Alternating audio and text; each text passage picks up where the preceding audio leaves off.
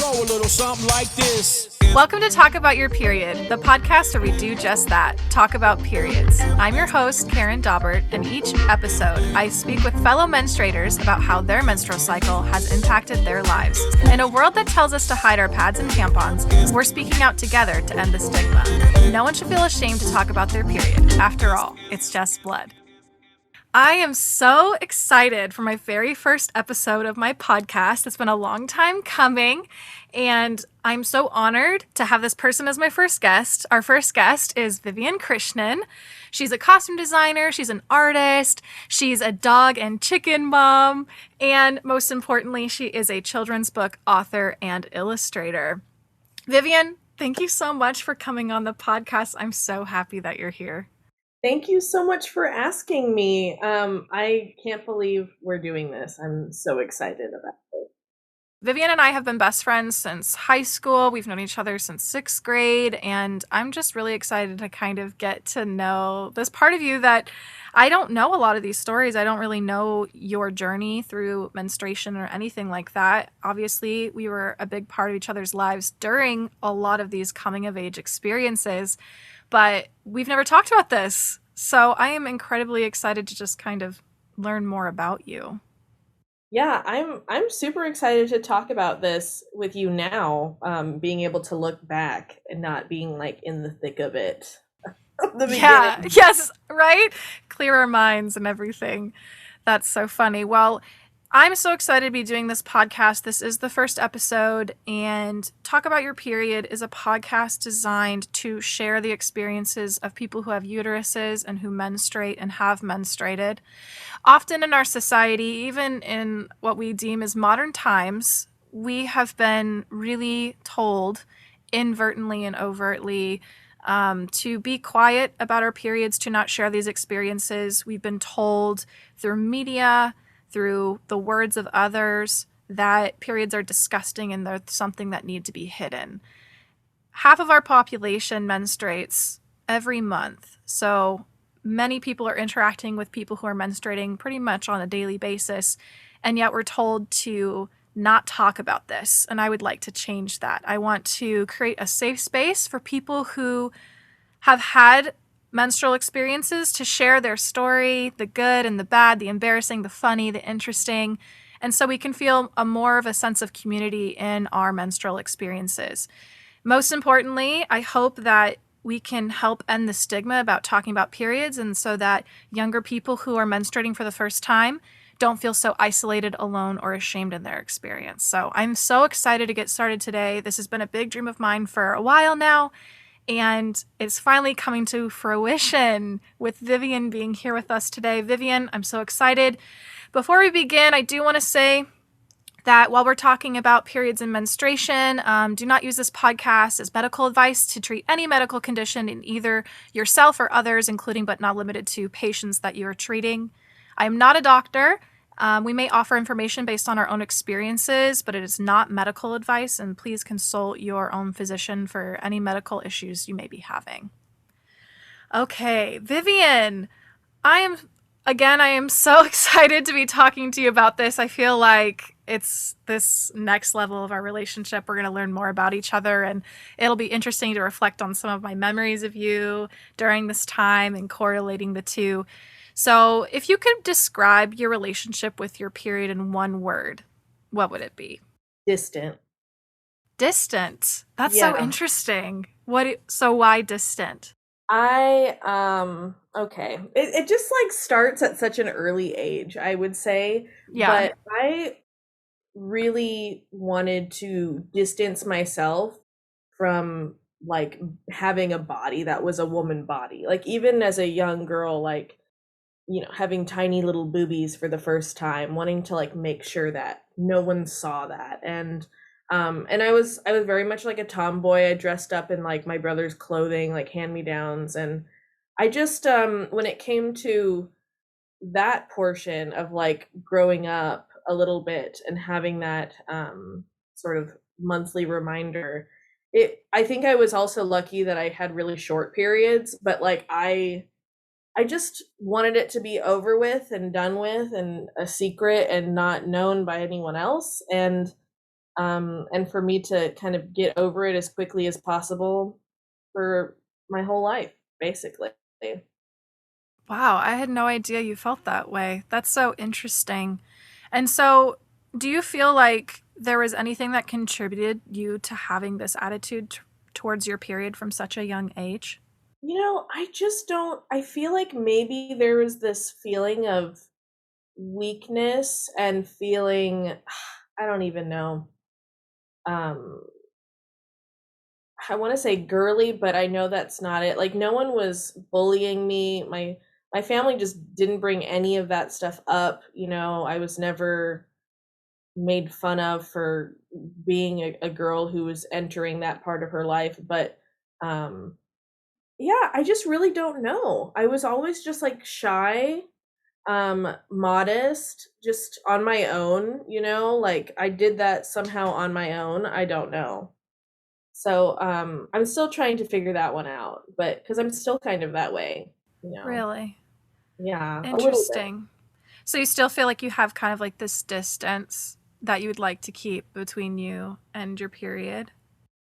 In some ways, yeah, and I feel like it's something that I want to get over, and which is why I'm so excited about you doing this podcast and like starting what you're starting, because I I can't imagine I'm the only one who feels that way, and I feel like if things were celebrated a little bit more, or like, if you were made to feel a little bit more special and not gross, or like this is a pause in your week by having this period happen, maybe I wouldn't have felt that way.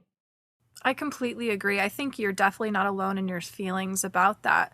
It's interesting because I don't know if I've ever identified that's how I feel about my period, but now that you say that word distant, it does like kind of like ring something within me too. I do think that without even maybe thinking of it, I've often kind of, wanted to really put it on the back burner and put it on the side. And yeah, it's curious to think about why we do that and why we want to get it over with and why we want to hide and all of these things. And I'm I'm really hoping that the new wave and the world, like you said, is like celebrating it, maybe setting aside time to rest, making things more convenient during that time instead of it's something we're trying to hide and move on and pass and just forget that it even exists. That's really interesting, Viv. I've never thought of that before. I'm so curious now that you say that, and especially describing a little bit of what that was like, being in your home and trying to distance yourself from it. When was the moment you learned about menstruation in general? Do you have a memory of when you first even heard of periods? Um, Gosh, I guess it would have to be fourth grade when they taught us in elementary school and they split everyone up. I feel like a lot of people have had that experience where it's like the girls went into one room, the guys went into the other room, and then there was like a PowerPoint or some sort of scan, sort of presentation. But that's I think that's when I first learned about what it actually was. But I do remember being a little kid, like I was maybe like 9 or 10, and I was visiting my family in Fiji, and I was really sick because I got sick on the plane. And I remember just being like super lethargic and just like, I just didn't want to do anything. I was so tired and I had jet lag. And one of my aunts was like, "Are you menstruating?" And I was like, "I have no idea what you just said. Where is that? I don't know what you're talking about." And I don't know. I just felt dumb because I had no idea what she said. And now looking back at that memory, I'm like, okay, bold of her to have asked that, but maybe not. Maybe she's, used to just asking people that. So, yeah, that's a memory. I would say that's one of my first learnings about. Just sticks out in your brain, huh? Because I just remember looking back, like I said, and now I'm like, I was like 9 and she asked me that. But I know people get their period at all ages, but I didn't even know really at that time what it was. So Yeah, if someone had asked me at 9 years old, I don't think I would have known what they were talking about either. It is a little curious that it's something that we don't bring up to people with uteruses until they're almost at the age where they can start. Like there's almost no warning. Or there's no mention. I think our mothers had been trained very well to hide that part of themselves if they still menstruated. And it's interesting how if you grow up in a home with a woman or someone who menstruates, they're menstruating your whole upbringing, and yet it's like a surprise. We're not learning about these things. We don't know what's going on. It's a very curious thing. I had a very similar experience at school too. So my next question, or rather the next thing I'd love for you to talk about and share, is tell me the story of getting your first period. What was that like for you? God. Mm. Okay. Here's how it went down. Settle in. Oh, It she settled. She settled. super not even that big of a deal, but basically I wake up in the morning, I go to the bathroom, I pee, and then I, get up, I'm about to take a shower, and I look in the toilet and I'm like, what? What the hell is that? And then I was like, and then just emotions, right? I'm thinking, thank goodness I'm not pregnant. Even though I was like 13, I was not having sex, but that was something that I was like, okay, good. I'm normal. Like I've been waiting for this because I knew it was a normal thing. And Yeah, I didn't have my period. It might have meant that I was somehow pregnant. So of now I know I'm course. not. That was like what went through my mind.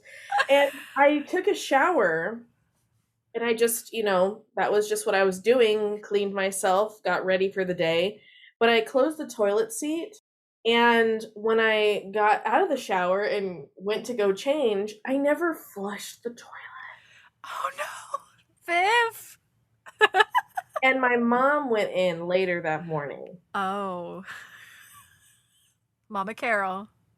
My mom, Carol, went in and she later was like, Vivian, would you like to tell me something? Like something like that. Yeah. And I was like, no. What would I tell you? And then she was like, did you start? A nice little whisper Mhm. like that. Right, whispered, did you start your period? And I was like, whatever. Something like that. Like, I just did not, when she knew, I was like, the world is ending. It's official. I hate everything. Oh. Um, that's went. And I remember her telling me like, okay, well, I guess we need to go get some stuff for you at the store. And I was like, okay. But she was like, but you can use these for now. Of course, it's like, here you go. Here's this giant pad that you can use. Like a And maxi. yeah, just a big, big maxi pad. No shame, but I Yeah. think I was just a light bleeder then, am Yeah. now. And Yeah. I didn't even really realize that I could use things thinner than that until later on, like years later, when I was like, have to use the biggest pad, All the and time. then moving on to tampons later. But that was Yes. the first moment. Yeah. Wow. That is it's so funny to now know that. It's so interesting to me that you weren't forthcoming into telling your mom. That's such an interesting thing to learn about you, Viv, just because I don't know. I always kind of felt like I just knowing you back then, I would expect you to go running to your mom and tell her, "Mom, Mama, this is what happened." So this is so interesting that you decided to not tell her. I think this was in like I was 13 years old. Okay. So I knew other people who had already started their period and were very proud of it. And I was super like, wow, that's a real adult person over there doing their thing. And yeah. So, I think I was just about to go into 8th grade or just at 8th grade. Yeah. And what do you wish you would have known before getting your period that day?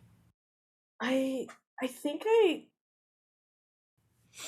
don't know, hindsight, I just wish that I knew that everyone else was like roughly going through that first moment also. Like it seemed like it was the people who didn't have their period yet, and then the well versed, I have a little pouch in my backpack that has everything I need in it.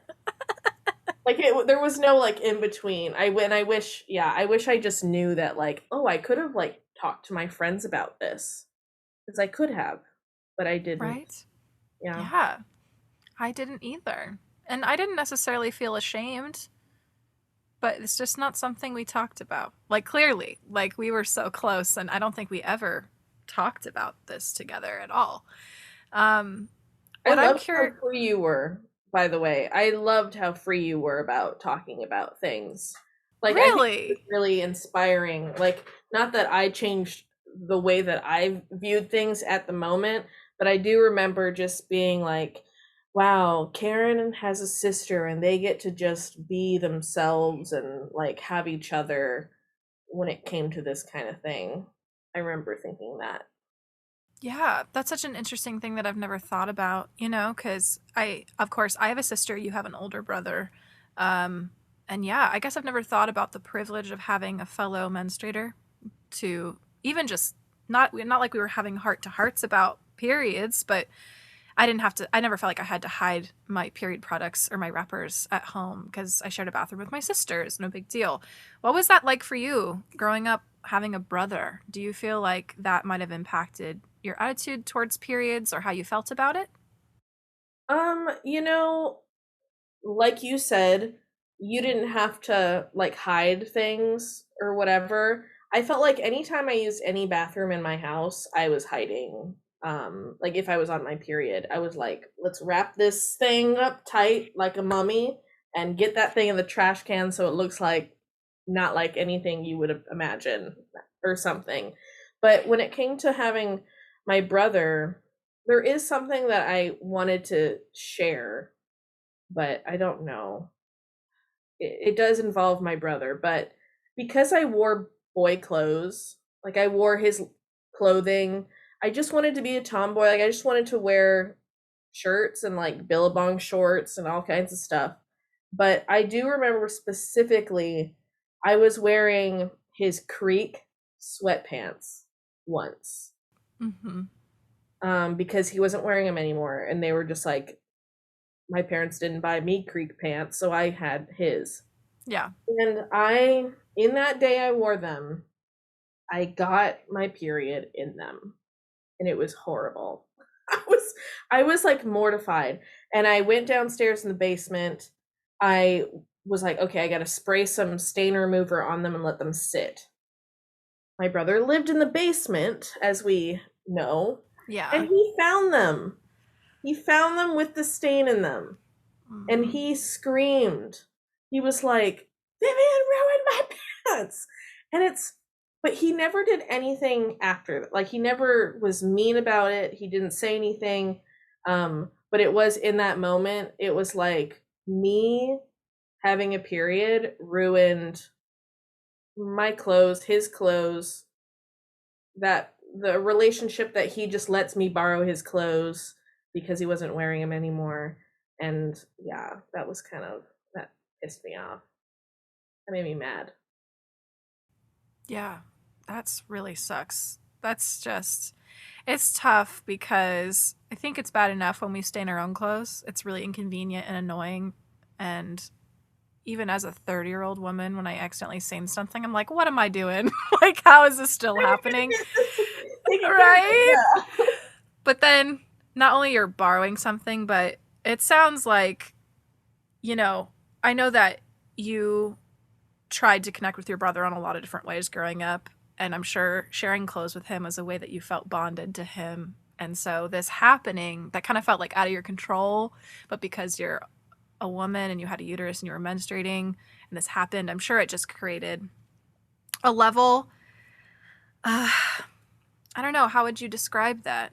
Do you feel like that impacted, even if it wasn't a severe thing that happened, do you think that impacted how you felt about borrowing your brother's clothes in the future, or like him trusting you with his clothing and things like that?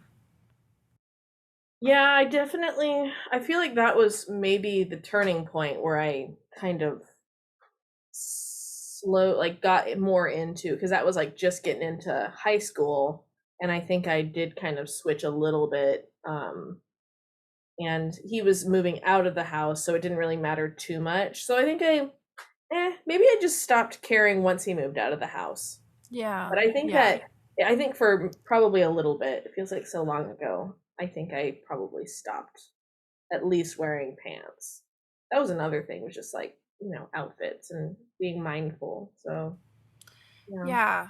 And that mindfulness aspect that you just brought up, in what ways, that when you were a teenager in particular going to high school, did you feel like you had to be mindful of your period? What steps did you take, or what precautions did you take whenever you had your period, when you had to be places? Trying to be prepared, but I forget, like, I used to lose everything, as you know. I certainly do. What I did when I was young. But I would, like, I'd try to have something extra, like a tampon or a liner in my backpack or something. But I feel like the constant, if you're on your period, if you're currently menstruating, just like, who's gonna check when I get up from my seat? Like, Mm-hmm. just, I'm sweating, but is that sweat or what is going on? Like, let me just Yeah. under my butt and just check real quick what's happening.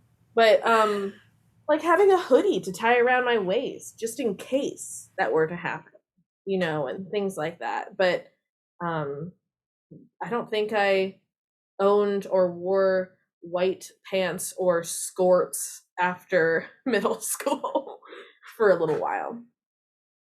So when you were in high school, I'm very curious about the method of period products you chose for yourself, and I kind of want to know about the evolution throughout, from the time you started menstruating until now. What was the evolution, or if it's just been a plateau of the same products, I'd like to know, what period products do you use? What was that journey like for you? It sounds like at first we had the maxi pads as the only option, which is hilarious. Not that there's anything wrong with maxi pads. I completely agree, but I know you, and something I have known about your periods is that I know they are very light. So yeah, a maxi pad wouldn't be necessarily appropriate for someone with a flow like yours. So what was that journey like for you? Okay, so yeah, we went from the maxi pads to eventually discovering like just thinner pads and like liners, like literally just going through liners, because that just seemed to be more discreet, and it was like kind of enough to just kind of change through a handful of those. I don't know why that seemed like a good idea to do that. But in high school, Karen, I don't know if you remember this, but I happened to be part of color guard. Someone Oh, dragged I me into it. do know. Dragged me Color into guard, you say? And, having to wear unitards, specifically white unitards. Oh, I think I know Um, where this is going. Oh God. Oh God, I remember this. Okay, okay, okay. okay, so that was one of those things where I was like, this has to happen all the time. As I'm an adult, now I know, because I do costumes and I've worked with dancers who are about that age. I do know it happens a lot, and it is embarrassing for some folks. But anyway, um, we were wearing those white unitards, and I was just starting my period. And we're trying to wear like thinner underwear, because like panty lines and these unitards are like flare pants, and kind of go up into spaghetti straps, like bright white. And it just stained a little bit in the crotch, but of course it was enough for my life to be over. Luckily, Karen's mother was the My mother? Karen's mother was the mom who was kind of taking care of those costumes and washing, and oh, she tried her best to get it out. And I think she did. But I that's completely forgot about that. that was when I realized that, okay, because I just didn't use a liner that day because I didn't know it was happening, or that Yeah. night. And so in the color guard changing closet area, where it's the storage closet at the school, there was a little plastic drawer that had like pads and tampons and like deodorant, glitter or something. And I grabbed one of those tampons and I was like, okay, this is the day. This is it. We're doing this. This was the first tampon day. First tampon. And it was a compact tampon, so it wasn't like the pushing mechanism was inside. You had to like kind of pop it open to then Sure. use it. I don't know if you remember those. They were Yeah, in like there. the Kotex. They were Yep, like really the little- micro-sized. Yep. And I was like, I didn't know how to use it. Karen, I stuck the whole thing in, and I was like, this doesn't feel right. And then I figured it out, but I was like, this is horrible. It Because sounds it's like- horrible. Because half of the plastic was in there still. And I was like, something's not right. But this is, and because I don't Oh, think that we got to another level of health where we finally learn how to do it until like Yeah. late that year or like the next year. So it's like, and there was no YouTube for looking that up. You know, there wouldn't be anything like that. And no, yeah. it was not easy to just like go on the internet and be like how to do it, you know. And there was Yeah. probably instructions, and I remember reading them and just not getting it because it was that weird like little version of a tampon. But after I figured that out, then I was like just wearing tampons and liners. Mhm. Unless I had just a day where I just didn't feel like it, I pretty much kept doing that until about like 5 years ago. I stopped doing that because I did maybe more than 5 years ago. I got an IUD and I just wasn't having periods really. So I kind of swiftly went from tampons to just not really using much of anything because my period stopped. That's kind of been my journey. It's a roller coaster, if you will. It is really a roller coaster. I think your story about your tampon is not that unique. I think there's a lot of people who have tried a tampon for the first time and that they stick the entire applicator inside of themselves and leave it there. Because I agree. I think, especially so for context, you and I were in high school from 2006 to 2010. It was a really different time on the internet. It's not like today where you can easily find this information. I'm sure it was there, but even YouTube was a completely different platform at that point. So I think nowadays there's a lot more resources to help young menstruators with this. But yeah, I think. Oh, how long did you leave it in? Did you perform with the applicator? No, it was like one day. Okay. Like, so yeah, it was not like, oh, I was going weeks doing this. I just remember it was this one school day where it was like, this is the worst thing ever. Like, something's not right. And I do remember looking through my American Girl, like, about you and your body book. Of course, Queen, the OG, the OG. And there is a very detailed illustration about how to do that. And I think that helped me. But there are just so many different options that I didn't know about. Like, in Europe and a lot of other places, there's the no plastic ones where it's just the little absorption part with the string. Mm-hmm. And I actually ended up using those for a little while. I thought it was just like, this makes way more sense to me. So I think in college I was mostly using those because they were just super cheap. They're cheap, they're easy. I'm sure they're better for the environment. Yeah, it's interesting to hear your whole wave through it because I think every menstruator has a unique story of finding what they're most comfortable with. Yeah, that's so interesting. I appreciate you sharing that intimate story.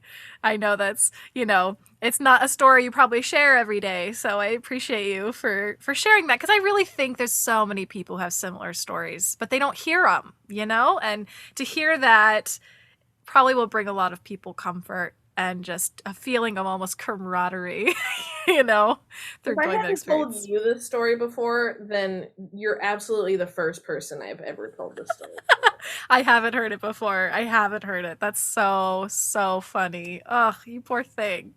Vivian, thank you so much for sharing so much about your relationship with your period when you were younger, high school, and the first experiences with your period. I'm a little more curious now about your adult life and how your relationship with your period has either changed or has improved. I suppose my question for you then is, just throughout, I'd say, your 20s in general, what's the biggest way that your relationship with your period differed than from when you were in high school and younger? That's a good question. I think that I got to a point where I was definitely able to talk to my friends about it. I think that's probably one of the biggest things. And I just was more prepared, being someone who, like, I just was a kid who just forgot things and just was not prepared all the time. A little spacey in some ways, for sure. So I feel like just being in my 20s, I was just like getting to a groove of being prepared, having things in my bathroom, like not running out. Really, I wasn't going through a ton just because, but yeah, I think it was a groove of just feeling like I knew what I was doing. Just compared to high school, where it was just like, it seemed like I was frantically like, didn't buy something or didn't know what to buy, that kind of thing. And I'm curious, you mentioned that you felt more comfortable sharing with friends about your period. Can you think of any reason why that was? What changed within you or your environment that made you feel more open to share about your period with your friends?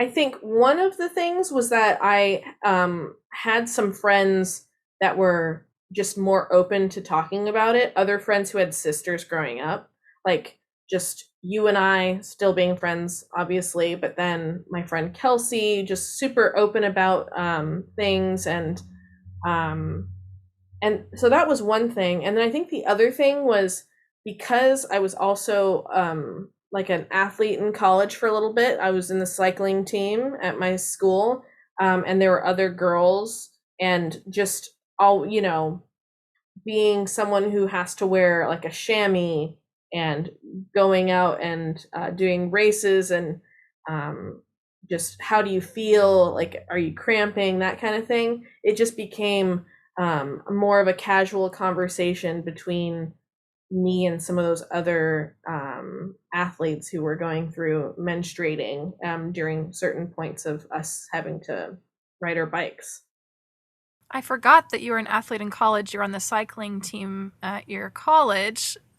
Do you have any interesting stories about having to be on your period during a race? Did it hinder your ability? Did you have discomfort or pain, or was it just like any other day for you?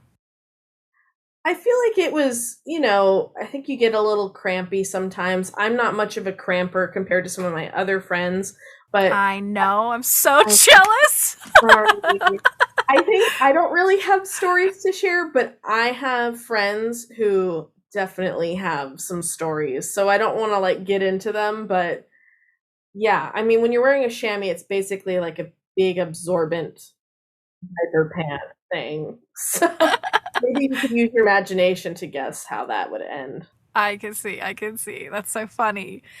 Well, that's great. Vivian, I really appreciate you taking the time to talk with me today. And I suppose the last thing I would like to ask you to do for me is if you could offer advice or words of comfort to someone who just started their period for the first time, what would it be? Somehow find a way, whether it's like with your friends or having some sort of talk in the mirror or with a parent or someone, try to find a way to not feel ashamed. I don't know how a person does that, but like the moment that you can somehow feel not ashamed by it, or like not embarrassed, things just get so much better. Like if I don't know, I feel like that's not good advice, but I feel like it's something that really helps. So everyone's going through it basically differently, and I think having friends that you can talk to and not be scared to ask, not having to act like you know everything about everything. It's okay to not have all the answers, because someone's going to have an answer for you.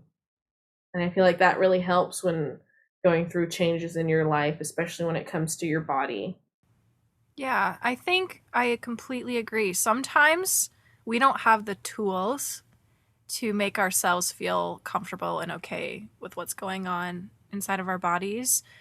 But I think it's important for people to know that being ashamed of what's happening is normal because of the society we live in. But even if you can't find ways to make yourself feel more comfortable, just being aware of the fact that you don't need to be ashamed is really what makes all the difference. Being able to say, I don't know how I'm going to make myself feel any better in this moment. However, I do have the comfort of knowing that while I feel this way, I don't need to feel this way. This isn't a shameful thing. And that's like really the first step of becoming comfortable, is just knowing that there really isn't anything to be ashamed of. It's going to be a process. It's a journey for everyone. Sorry, I'll say that again. It's a journey for everyone. But the first step is just knowing that you don't have to be ashamed. And I honestly think for some people don't know that that's even an option, to not be ashamed. And so I think that's really the first step. I think that's wonderful advice. I think it's a really big piece in feeling comfortable about your body, is just knowing that you don't need to be ashamed. You don't need to carry that burden of shame with you while you're menstruating.